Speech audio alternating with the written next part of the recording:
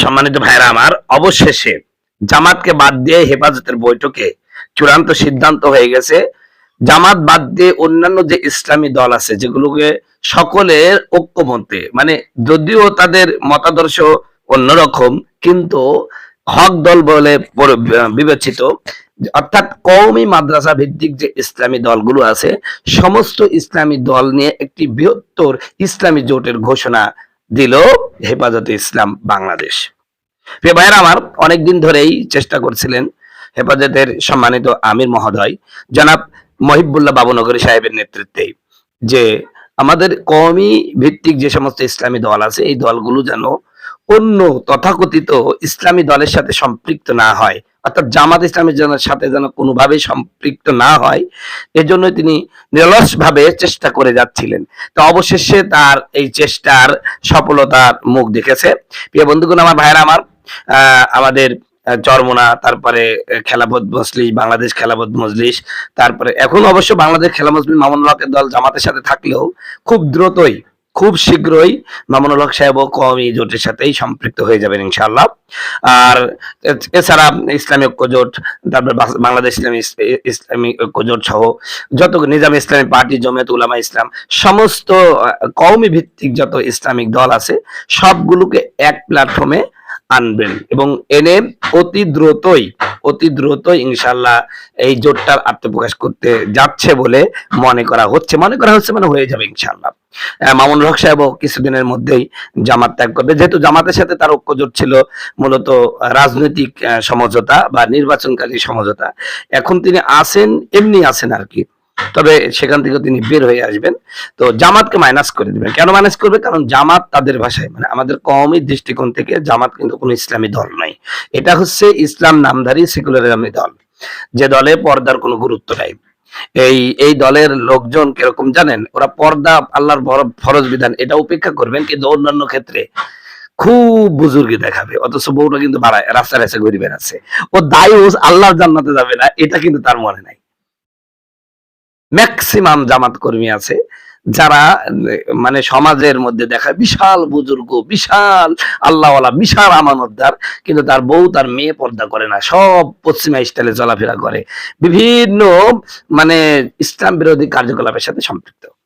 অথচ তারা কওমি আলেমদেরকে বিভিন্ন ভাবে ছোট করার চেষ্টা করে।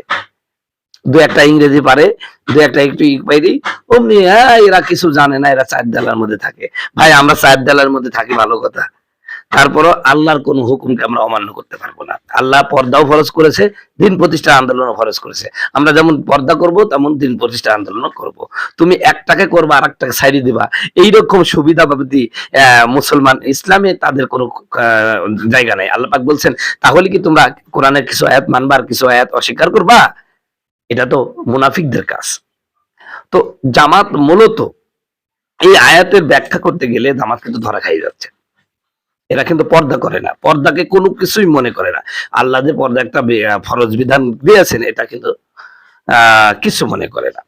সম্মানিত বন্ধুগণ, আমার ভাইয়ার আমার, তো যাই হোক, তো যেহেতু কওমি মাদ্রাসার যতগুলো ইসলামী দল আছে সবগুলি হক দল, সব হক দল মিলে ইনশাল্লাহ একটি বৃহত্তর ইসলামী জোট গঠন হবে এবং তার আমিরও আলাদাভাবে নিযুক্ত হবে, মহাসচিব আলাদাভাবে নিযুক্ত হবে ইনশাল্লাহ, এবং সেটা আলোচনা করার মাধ্যমে হয়ে যাবে।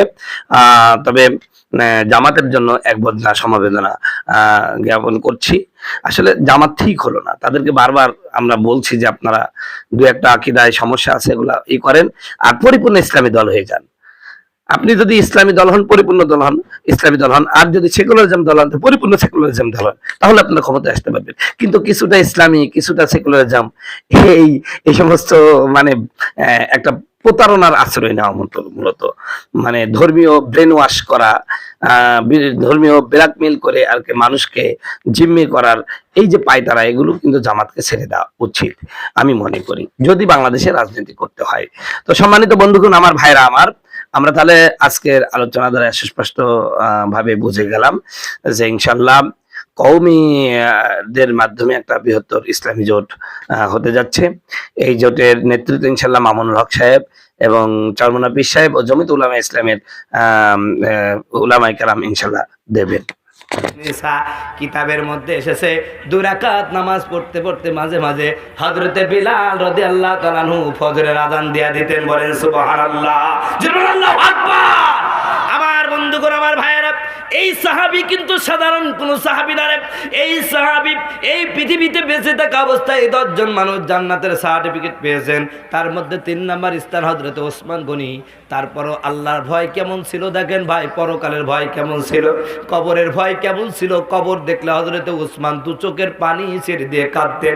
হযরত ওসমানের দাড়িগুলো ছিল খুব ঘন, খুব ঘন। আমার ভাইয়েরা, হযরত ওসমান রাদিয়াল্লাহু তাআলা আনহু কবর দেখলে এত কাঁদতেন, এত ইমোশনাল হয়ে পড়তেন।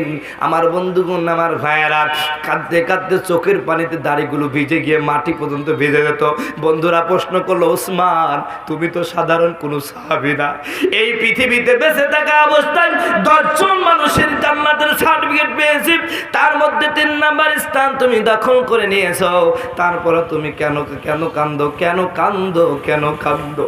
হযরত ওসমান 2 চোখের পানি ছেড়ে দিয়ে বলে, বন্ধুরা তোমরা জানো না, আমি আমার নবীর থেকে শুনেছি এই পৃথিবীতে মানুষ যখন মারা যায়, মানুষের সর্বপ্রথম ইমিগ্রেশন কাউন্টার হলো কবর। এই কবরে যদি কোনো ব্যক্তি, কবরের ভাইবা প্রশ্নে যদি কোনো ব্যক্তি ভালো টিকে যায়, প্রশ্নের উত্তর দিতে পারে, ও পরকালে হাসরে ফুলচিরাতে মিজানে সব জায়গায় বেঁচে যাবে। আর কবরের পরীক্ষায় যদি কোনো ব্যক্তি ভুল করে, তাহলে ওই লোকটার আর হাসরে বাঁচার কোনো উপায় নাই। বন্ধুগণ, আমার ভাইয়েরা, আমার হযরতে ওসমানের নামাজ ছিল এমন, জীবনে নামাজ কাজা করে নাই। আপনি বলতে পারেন, হুজুর আমি ব্যবসায়ী মানুষ, কেমনে নামাজ পড়বো? ও জোহালা এলাকার মুসলমানেরা, তোমার আমার বিরুদ্ধে আমার আল্লাহ যদি ওসমানকে দাঁড় করায় দেয়, বলেন তো কোনো জবাব আছে নাকি? আরো জোরে বলেন, আছে কি নাকি? এই জন্য ভাই নামাজটা ছাড়া যাবে না।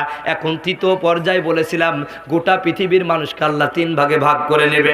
এবার আপনি গরিব মানুষ তাক দিয়ে বলতে পারেন, আল্লাহ তুমি আমার এমন গরিব বানাইছো, এমন গরিব বানাইছো, সারাদিন পরের জমিনে কাজ করেছি, দিন আনি দিন খাই, ক্ষুধার জ্বালাই মিটাতে পারি নাই, কেমনে নামাজ পড়বো?